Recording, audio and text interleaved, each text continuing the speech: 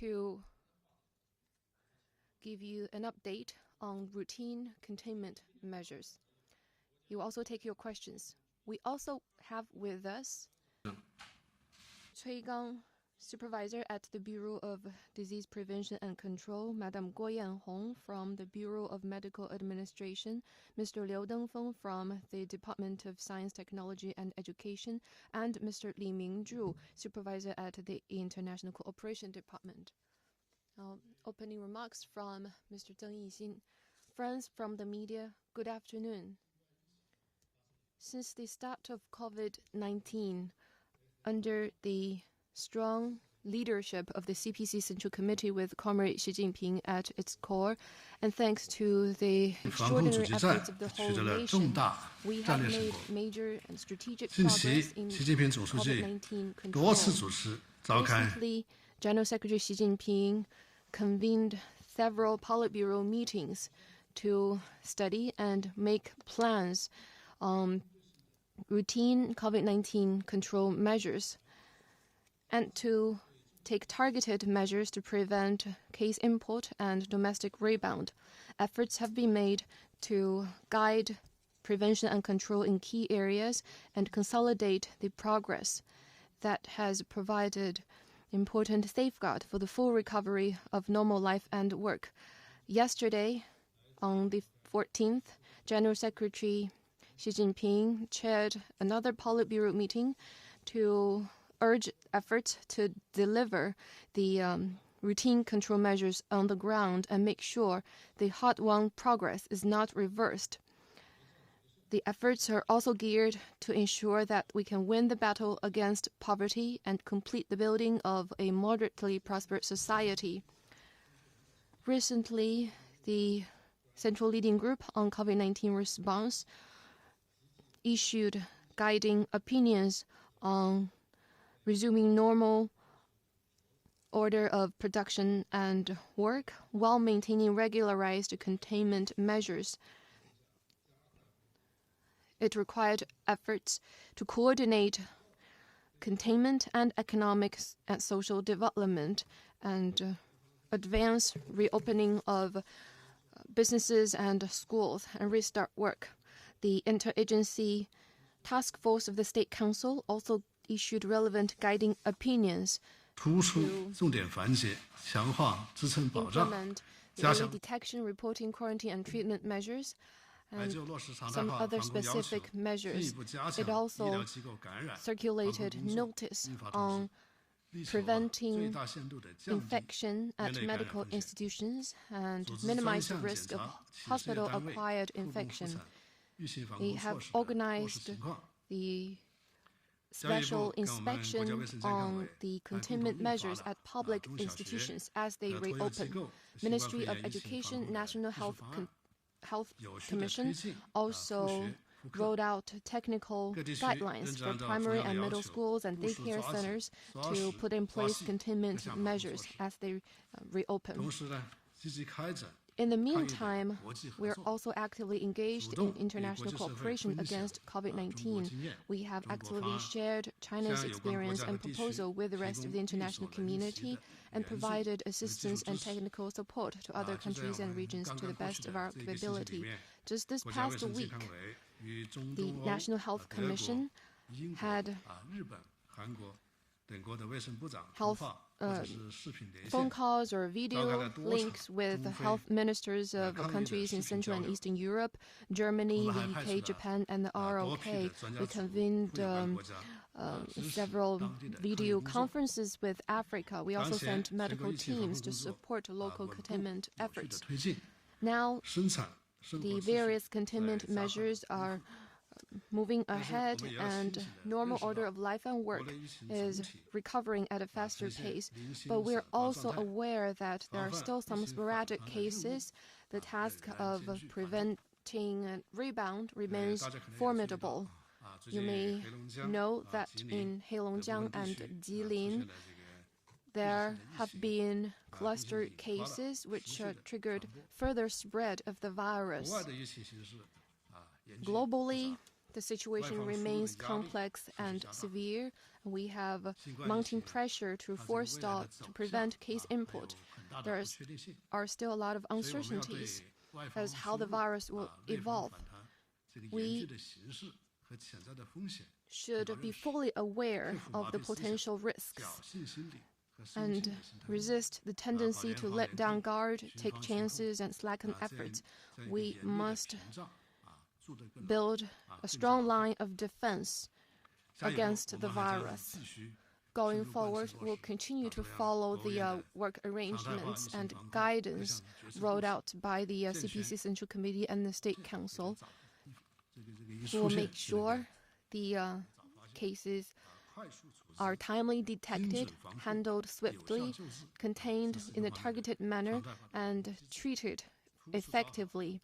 We will prioritize the key areas and the key venues in containment efforts.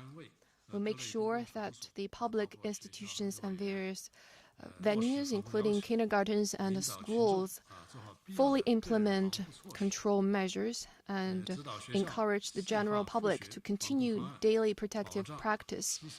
We will guide the schools in refining their containment measures to ensure the safety and security of faculty and students.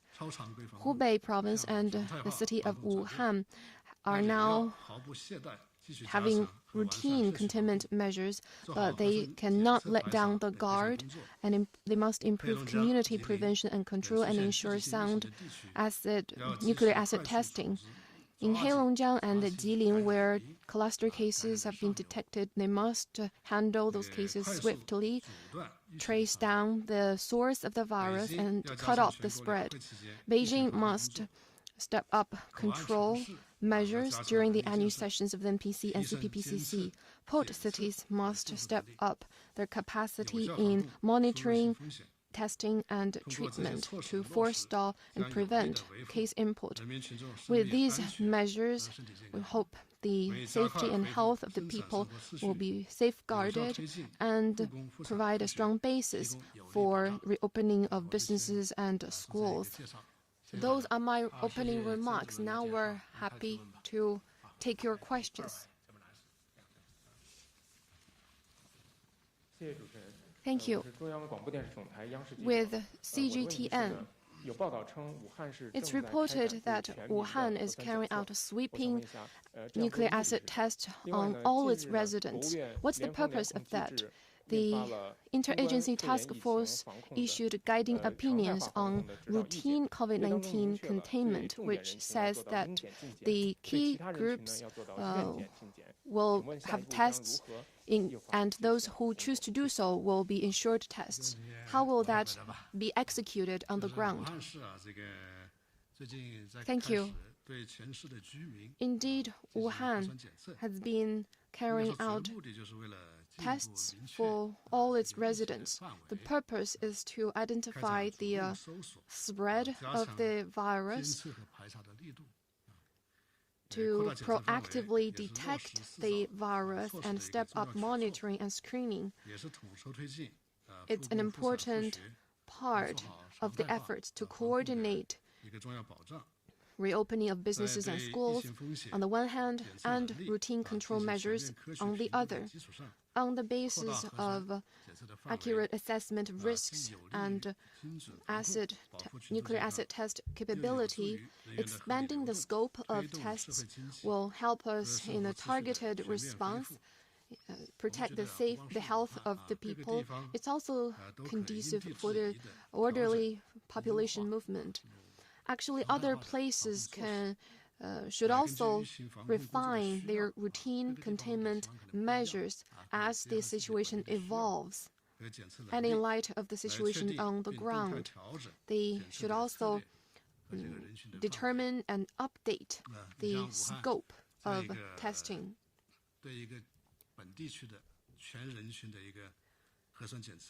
Wuhan is carrying out sweeping tests for local residents, which is a huge task. In terms of the logistics, the first batch of population who received tests should not have close contacts with people who have not received such tests. From a technical perspective, there should be integrated sampling and testing. The accuracy and precision of testing should also be refined. On May the 7th, the Interagency Task Force issued a guiding opinion on ensuring sound routine containment. It says that there should be targeted and easy-to-operate containment measures.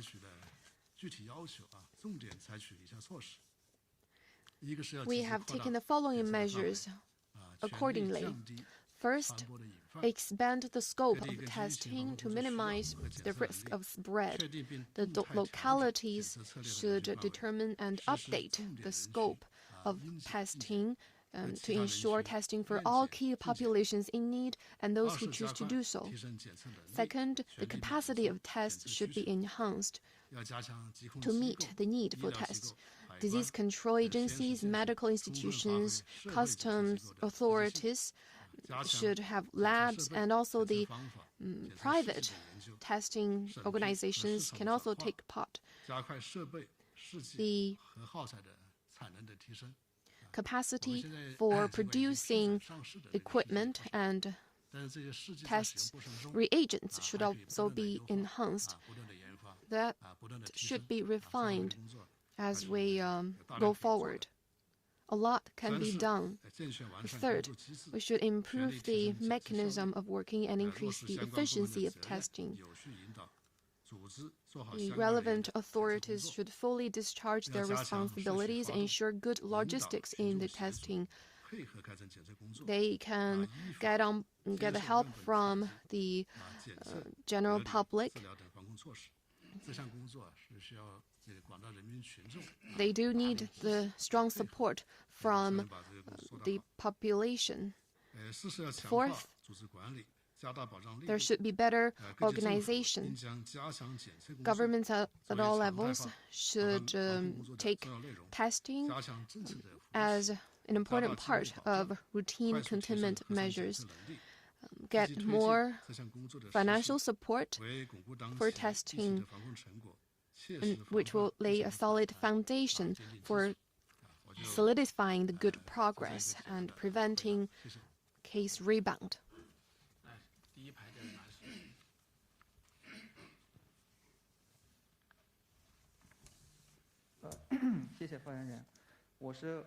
Thank you. With Itatas.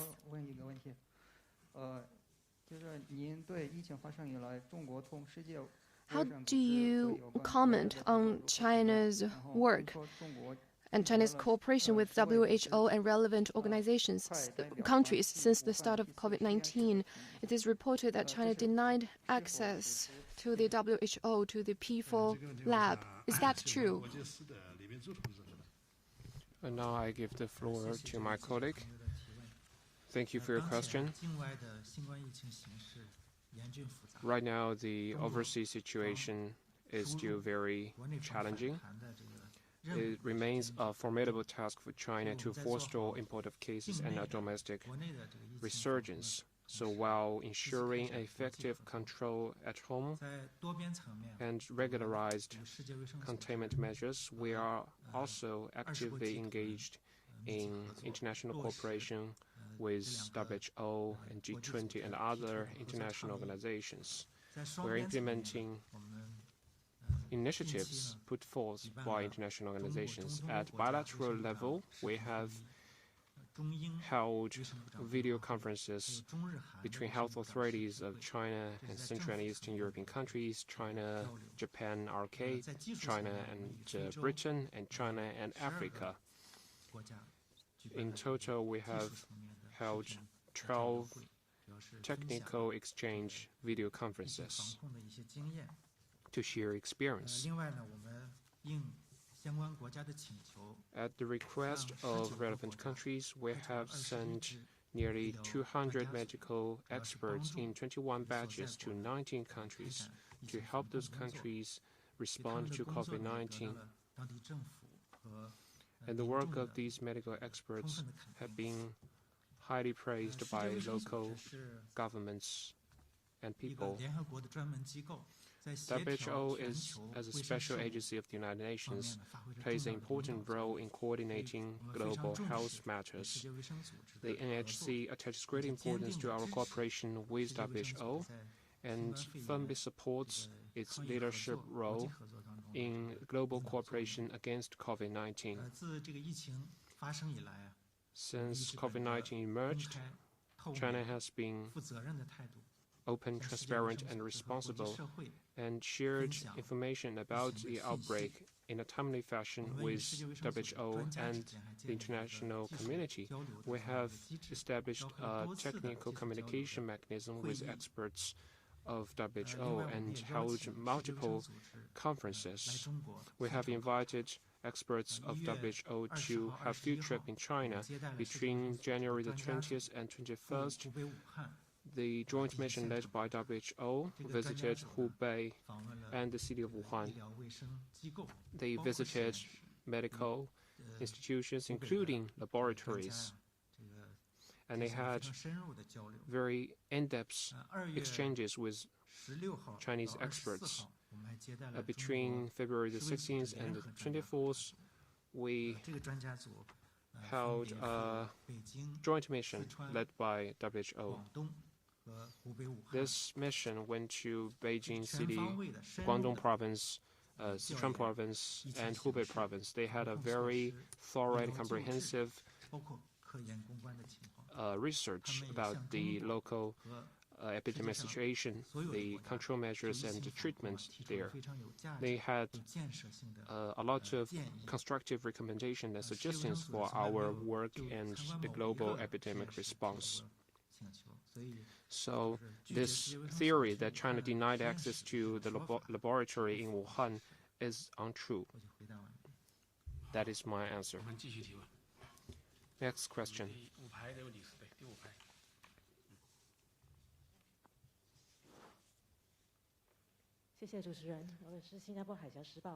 Straits Times.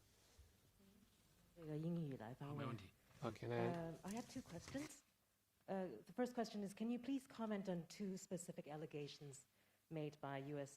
State Secretary Mike Pompeo that the National Health Commission had ordered virus samples destroyed on January the 3rd, and that China had not shared virus samples with other countries?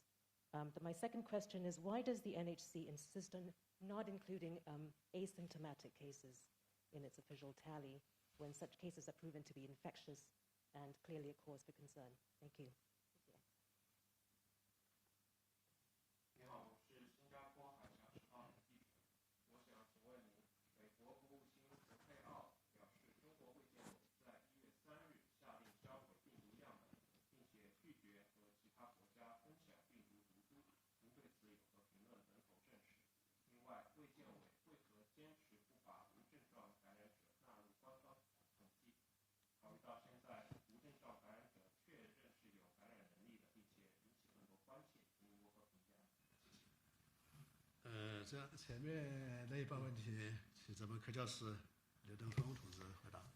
First, I'll invite Mr. Liu to respond to your first question.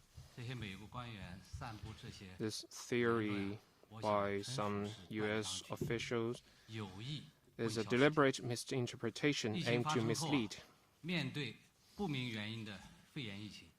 Faced with a pneumonia of unknown cause, China attached great importance to the identification of pathogen.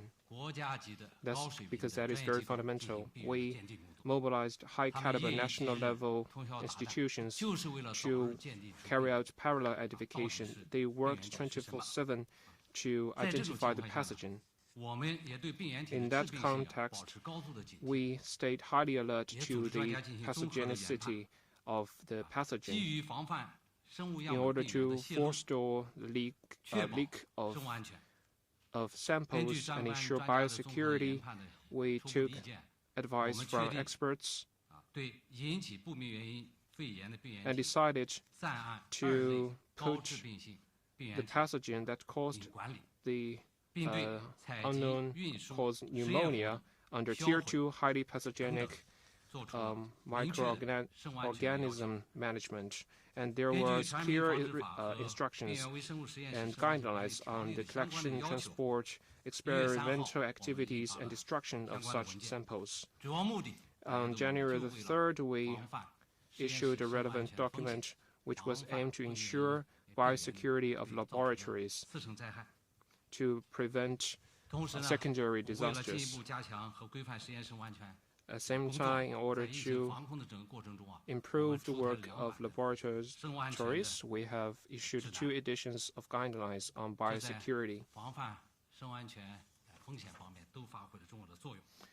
Those guidelines have played an important role in ensuring biosecurity in China. Chinese laws and regulations have clear stipulations about the storage and destruction of highly pathogenic microorganisms. If a laboratory does not have the necessary condition to store samples, they should destroy the sample on site or send those samples to professional storage institutions. Those are strictly enforced rules. So that's the fact that those are the facts about the so-called allegation of destruction of samples.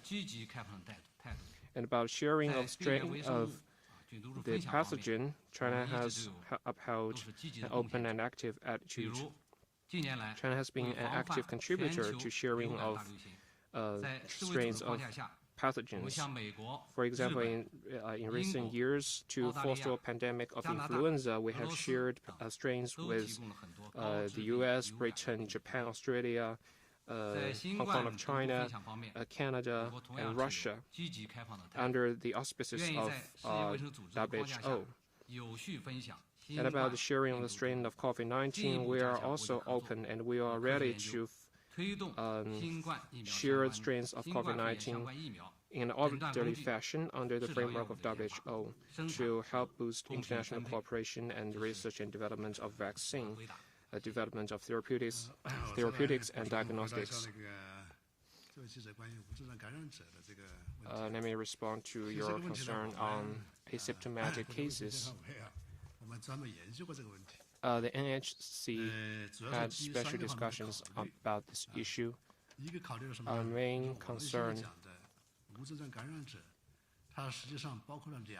our main consideration is that asymptomatic cases include 2 types of people. The first group is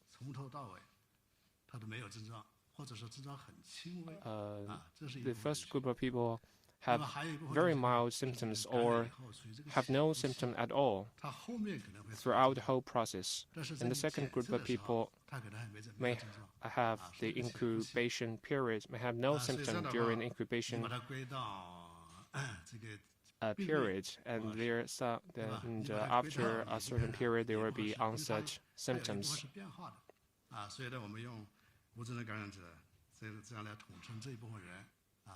So we use the term to categorize these 2 groups of people. For asymptomatic cases that have been detected are actually reported in our daily briefings.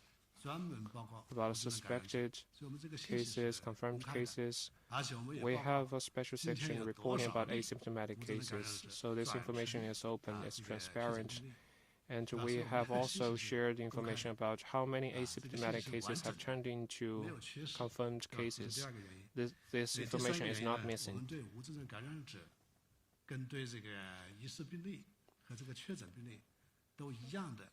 And we have attached equal importance to asymptomatic cases as confirmed cases and suspected cases. And we have applied very strict observation measures and control measures. Some of those asymptomatic cases recover themselves, and some of those cases become confirmed cases. And we apply strict measures in the observation and quarantine process.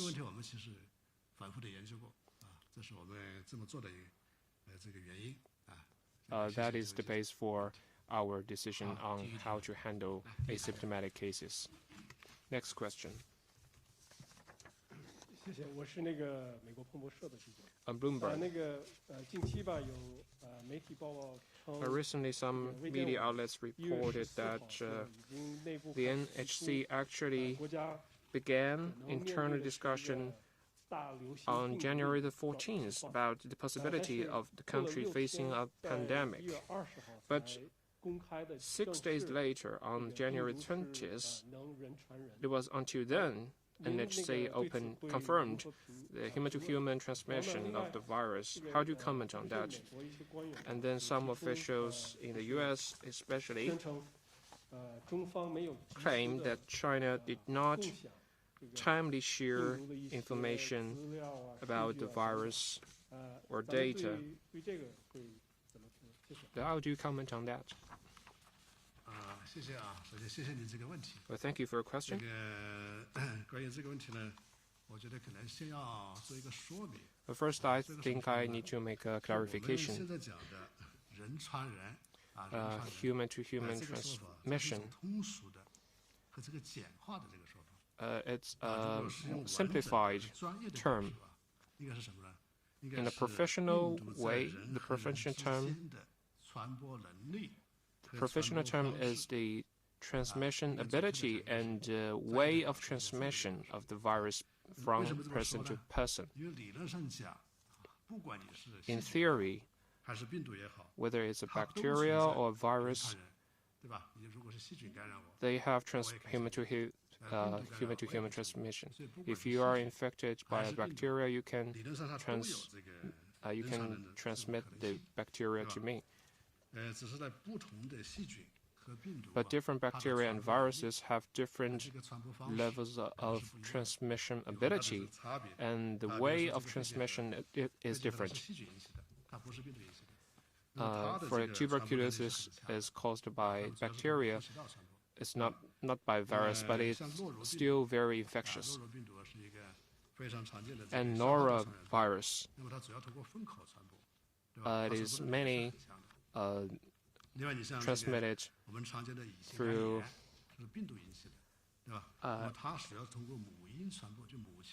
excrete mouth transmission.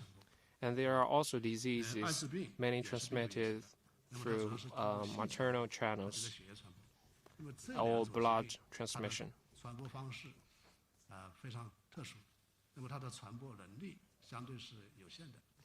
But for diseases like AIDS, the main transmission channels are sex and blood, so the transmission ability, due to its special transmission way, its transmissibility is relatively low. So in the early stage of the epidemic, we were not sure about its passage, its incubation period, transmission route, and the source of infection. So we had interdisciplinary discussions with very limited clinical cases. We strengthened epidemiological investigations about the cases and to help with our decision-making. We did all those work to answer the questions, the unknown questions. Well, let me tell you more about the whole process. On the evening of December the 30th, 2019, we were informed that there was a pneumonia of unknown cause in Wuhan, and we attached great importance to this issue. And the next morning, we sent a working group to Wuhan to know about the situation and guide the response there. On January the 1st, the NHC established a leading working group on epidemic response to make decisions and study the severity of the situation. A leading official led a team of experts and staff to Wuhan and to instruct the local officials in their response. On January the 3rd, we arranged a parallel identification of relevant scientific institutions about they performed tests on the samples of cases. On January the 5th, we ruled out the possibility of SARS. We ruled out also avian influenza. On January the 7th, the CDC successfully got the strain of the virus. On January the 9th, our expert evaluation group publicized the information that the pathogen of the pneumonia of unknown cause was initially determined as a novel coronavirus.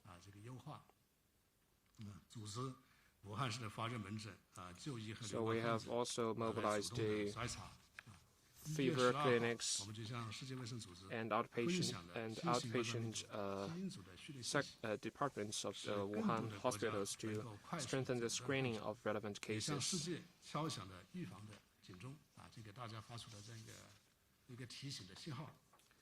And we also sent a clear message to the world, a warning to the world. On January the 13th, Thailand had the first confirmed case with travel history to Wuhan, and after that, NHC has instructed Wuhan City to strengthen its control measures. First,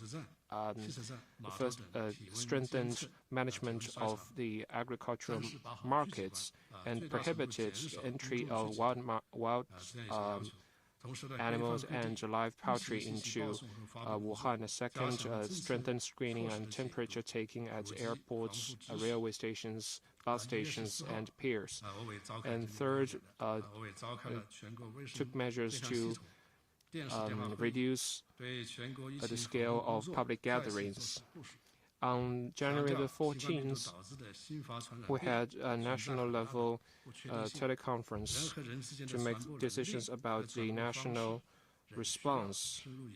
We stressed that there is still great uncertainty about the epidemic, and we need to closely monitor the transmissibility from person to person, and we cannot rule out the possibility of a surge in cases and the number of hit places. And we made clearer instructions to Hubei province and Wuhan City. On January the 19th, we found conclusive evidence about human-to-human transmission and with a complete chain of evidence. Before that, we had no conclusive evidence. We were working to reach that step.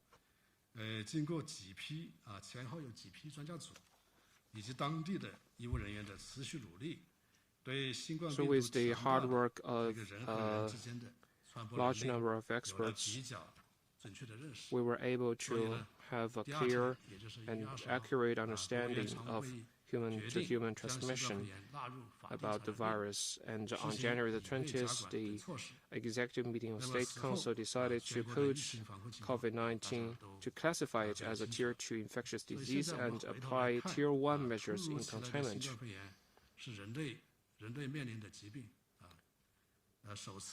So this unexpected onslaught of COVID-19 is a huge challenge to all humankind.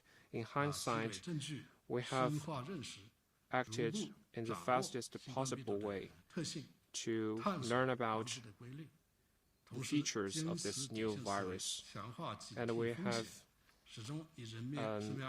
upheld this bottom line mentality in our work and put the life and safety of our people front and center. We have acted with a strong sense of responsibility and ensured all the measures introduced are delivered on the ground to every detail.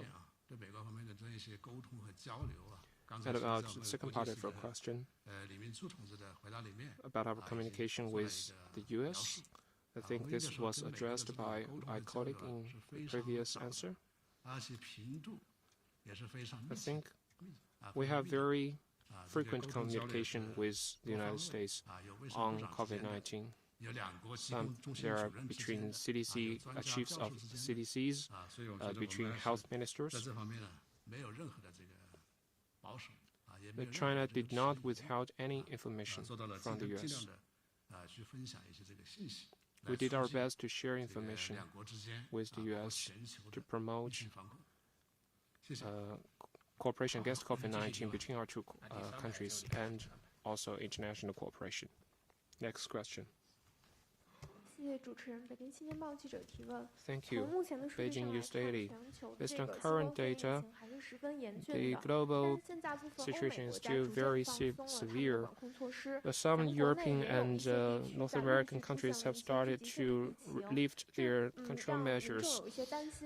And now China has seen some new cluster cases. This has triggered concerns among the people about the second wave of outbreak. What is your comment? Will you take more measures? Thank you. I'll have Mr. Cui Gang to answer this question. Thank you.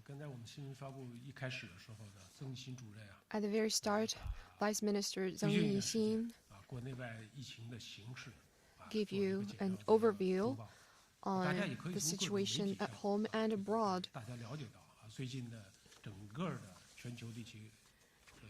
And globally, if we look at the figures, the situation remains seriously challenging and complex. Different countries have different national conditions, social systems, economies, public health resources, and emergency response capacity. So they have rolled out different response measures. Like you said, recently, some countries in Europe and North America, which still face serious COVID-19 conditions, have relaxed control. Now, we still don't have major progress in the development of vaccine and effective medicine.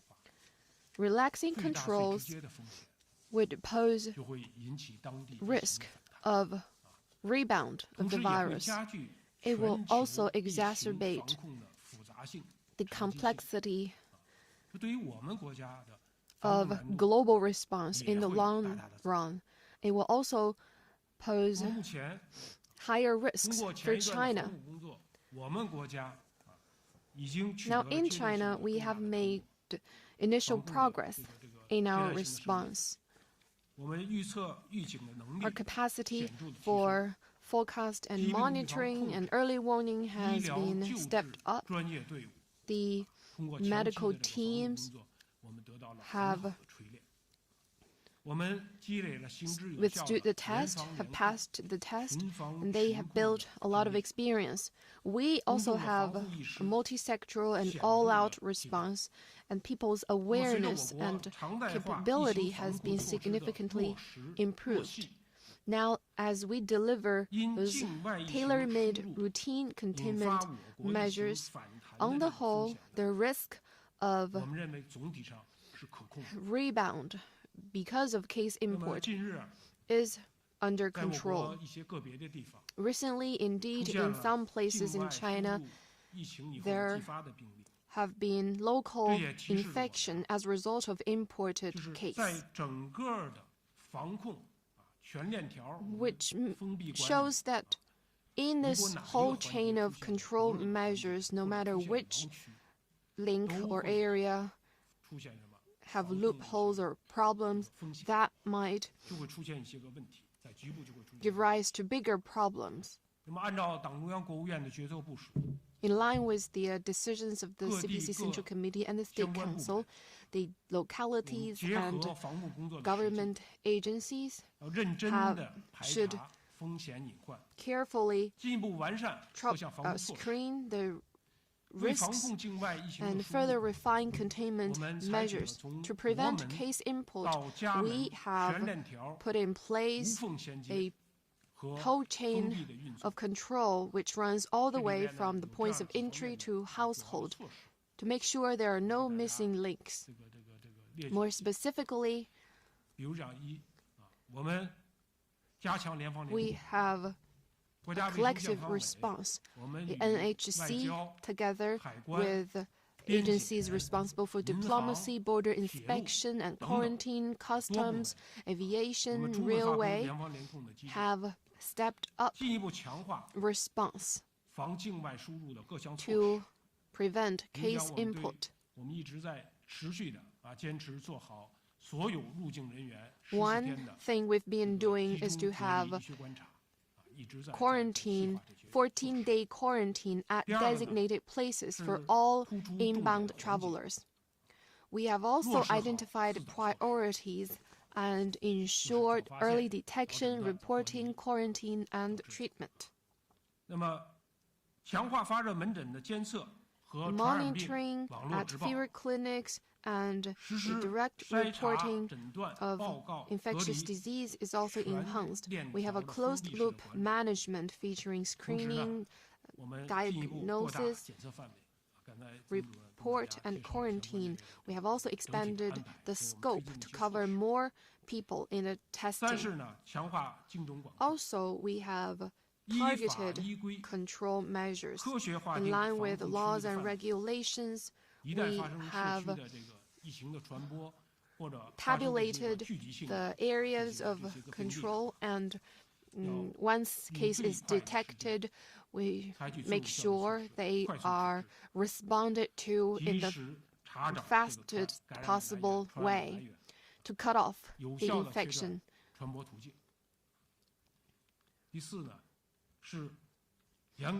Finally, we make sure the local governments, departments, the individuals all shoulder their due responsibilities and stepped up management and control at key venues, key places, and key population groups. We need to make sure all the measures are delivered on the ground without any loophole or blind spot. We are also raising public awareness and encourage the general public to have sound prevention and control measures so that this will be a whole society of approach. Thank you.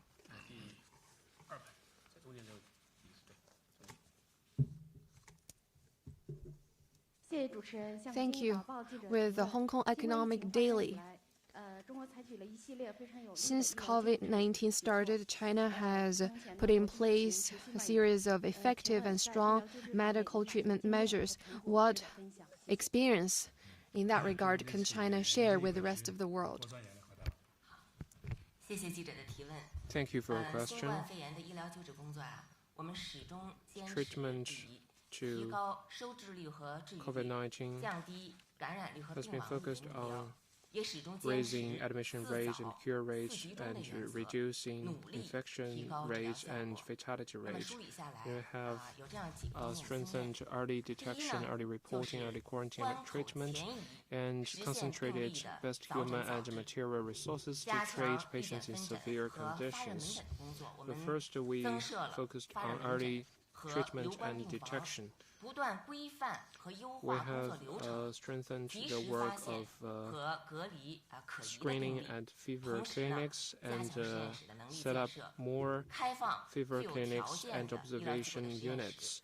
And we introduced sophisticated and well-planned procedures for the relevant work. We did everything we could to raise our testing capacity to implement this principle of early detection, reporting, quarantine, and treatment.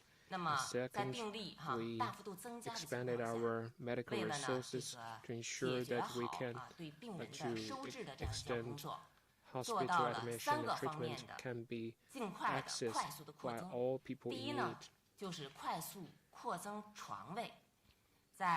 Well, first, we use, in a very short period of time, we finished the construction of the Huoshengshan Hospital and Leishanshan Hospital and some makeshift hospitals to make more beds for patients. And we also mobilized some local hospitals to restructure their departments to make beds for COVID-19 patients.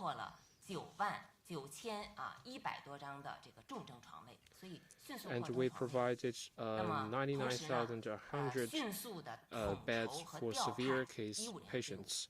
And also at the same time, we mobilized medical staff from across the country to help with the key regions. On the New Year's Eve, on the Chinese New Year Day, we sent the first team of our medical assistants to Wuhan, and we mobilized 346 medical teams with 42,000 medical professionals from other parts of the country to Wuhan and other cities of Hubei province.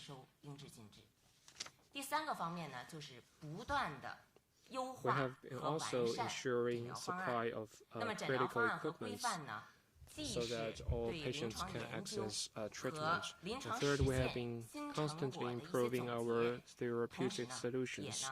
We have included proven effective solutions into the therapeutic solution in a timely fashion. We have introduced 7 editions of therapeutic solutions and 3 editions of nursing guidelines for cases in severe or critical conditions. Some treatment strategies and some solutions tested in clinical trials have been also included in these therapeutics. And those therapeutics have been translated into 7 languages to be shared with other countries. And fourth, we have put all resources at hand to strengthen treatment of severe cases. Like I mentioned, we concentrated the best human and material resources to treat patients in severe conditions. We combined clinical experience and fundamental medical knowledge in treatment of severe cases. We combined traditional Chinese medicine and Western medicine. We combined medical treatment and nursing. We also attached great importance to the treatment of mild cases to prevent them from turning into severe cases. Our measures have been very effective in raising the cure rate and reducing the fatality rate. And the fifth, we have applied a full cycle management for COVID-19 patients. After patients are discharged from hospitals, we have also applied some psychological assistance and visits and regular visits to patients to ensure that they maintain physical and mental health after being discharged. Last 2 questions in the interest of time. The cover. Now we apply regular containment routines. People have huge interest about the development of vaccine. Could you tell us more about that? Indeed, people are eager to know about the development of vaccine.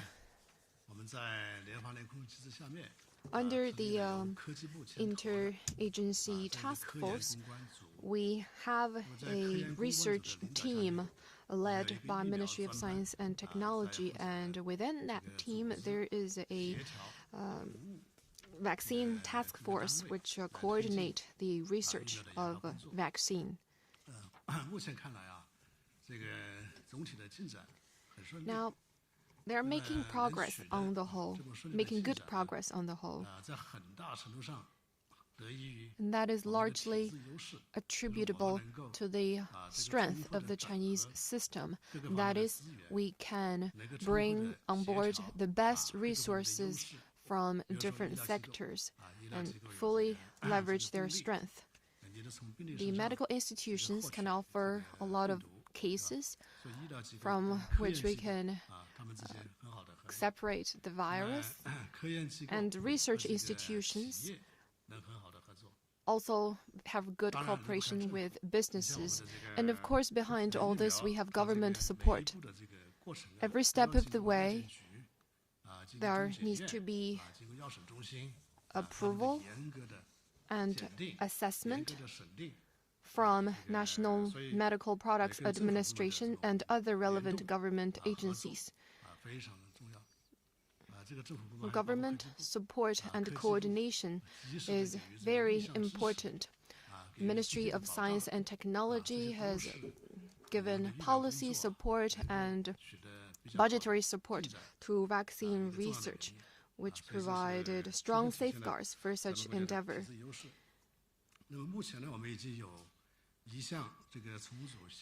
As things stand now, we have one item of genetically engineered adenovirus-based vaccine and 4 items of inactivated vaccines that have been approved for clinical trial.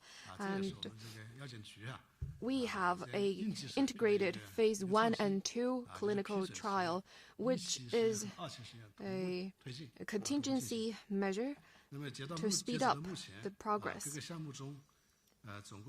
Altogether, 2,575 volunteers have been shot. The vaccine candidates. For phase 1, we have 539 volunteers that took the vaccine candidate. And they have some figures on the generation of antibody and with regard to the security of the virus. For phase 2 clinical trial, 2,036 volunteers have took the vaccine candidate. They have a whole process shots. Some have 1, 2, or even 3 shots of the vaccine candidates. Up to now, there has been no report of a major adverse reaction to the vaccine candidates during the phase 1 and 2 clinical trial. If all things go well, by July, the above-mentioned items will finish phase 2 clinical trial. So other than the inactivated and genetically engineered adenovirus-based vaccine, we also have other technological approaches where progress is also underway. Some may not do so well, and they will make some adjustments accordingly. Because this is a technological research, they will make changes as things go. They have also applied and submitted files to the National Medical Products Administration as they go, including on medicine research, preclinical research, and clinical research. Starting from June, more items will be approved for clinical trial. So on the whole, things are looking good on the vaccine front. Thank you. Last question.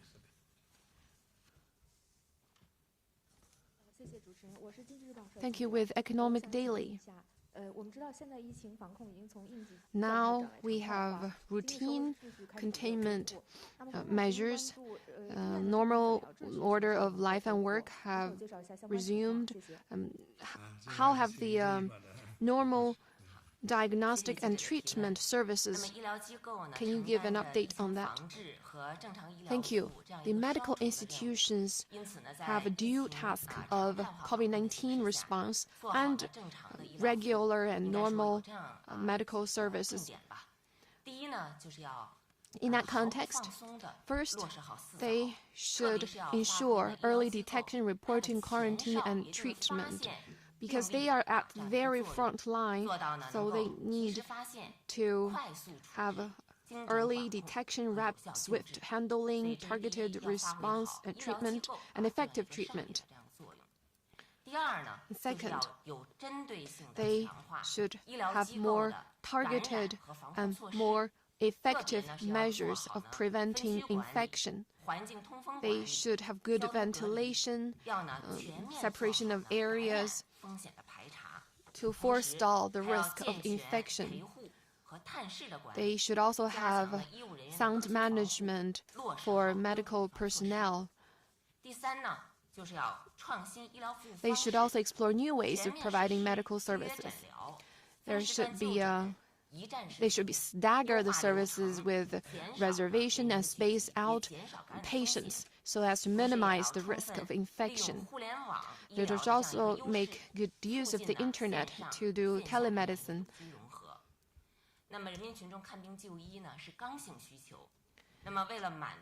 There will always be people who need to go to the hospital.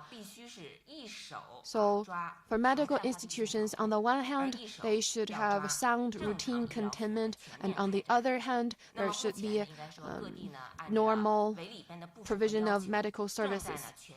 Now, they are speeding up efforts to restore normal medical services.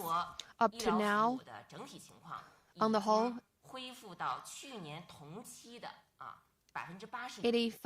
more than 85% of the medical services of last year have been restored. Thank you.